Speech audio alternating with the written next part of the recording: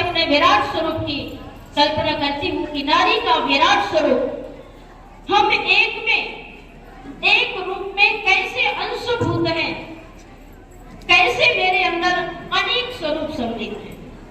जैसे ईश्वर का विराट रूप दर्शन, आज मैं नारी का विराट रूप दर्शन करती हूँ।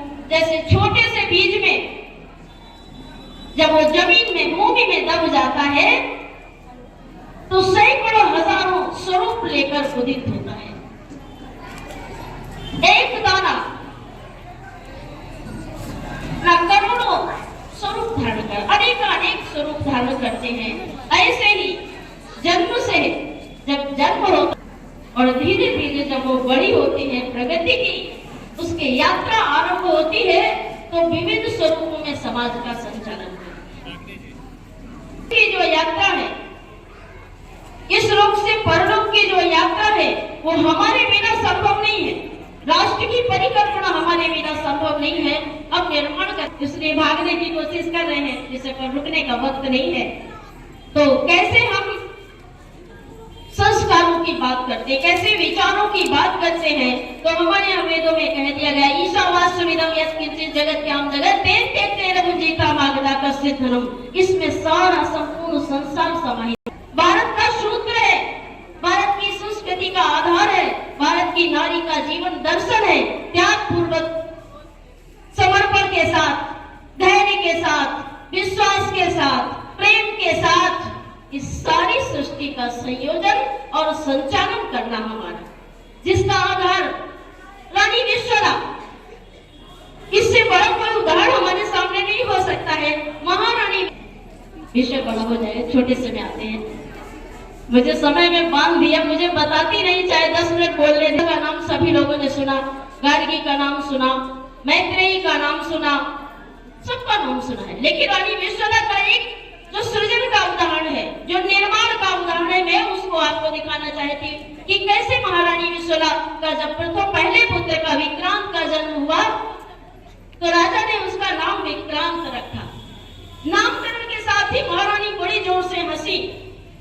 राजा को थोड़ा अजीब सा लगा कि महारानी के हंसने का कारण क्या है। मेरे पुत्र का नाम विक्रांत है, वीर है, यशस्वी होगा, तेजस्वी होगा, राज्य का अच्छे से कार्यभार संभालेगा।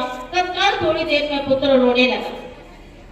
रानी ने तुरंत उसको गोद में उठाया और उसकी पीठ पर हाथ लगाते हुए, सहलाते हुए कहा कि रो मत, तुम शुद्ध हो, तुम बुद्ध हो, तुम शाश्वत सत्य हो। तुम ये जो नाम तुम्हें दिया गया, ये नाम तुम नहीं हो, तुम ईश्वर का वो अंश हो। तुम देखो तुम क्या हो। अध्यात्म की पराकाष्ठा की ये लोरी है, महारानी विश्वला की ये लोरी है। तुम शुद्ध हो, तुम बुद्ध हो, तुम निरंजन हो, तुम ईश्वर की सत्ता का एक अंश हो। जैसे गाड़ी जो जमीन पर चलती है और जो ड्राइवर गाड़ी में बैठा है, तुम शरीर नहीं हो, तुम आत्मा हो। तुम्हारा जन्म इस नाम को ढोने के लिए नहीं हुआ है। ये मां निर्माण करती है, मां संस्कार देती है, मां विचार देती है। और कैसे विचार दिया विश्वला ने? कहा कि तुम्हारा जन्म इस नाम को ढोने के लिए नहीं हुआ है। तुम कौन हो ये जानो, तुम शुद्ध हो, पवित्र शाश्वत आत्मा हो। और वह आत्मा जो ईश्वर से सीधे साथ रखती है, संयोग करती है। मदानुसा के अंदर जो चेतना थी, वह चेतना अपने थोड़ा बड़ा हुआ तो सन्यासी बना। इसी प्रकार दूसरे पुत्र का जन्म हुआ। चौथे पुत्र का जब जन्म होने वाला था तो महाराज हाथ जोड़कर खड़े हो गए। पराकाष्ठा देखिए, वो जो चाहे वो कर सकती है। अगर अपने मन में ठान ले कि मैं इस धराधाम को, तो रानी और राजा की शर्त थी, इसलिए 3 पुत्र सन्यासी बना दिए। चौथे पुत्र की जब बारी आई तो राजा हाथ जोड़कर खड़े हुए कि इसका नामकरण आप करेंगे। इसका नामकरण कोई विद्वान नहीं करेगा, मेरा भाई ने उसका नाम अनर्थ रखा। अनर्थ का मतलब होता है हिंदी में कुत्ता, श्वान।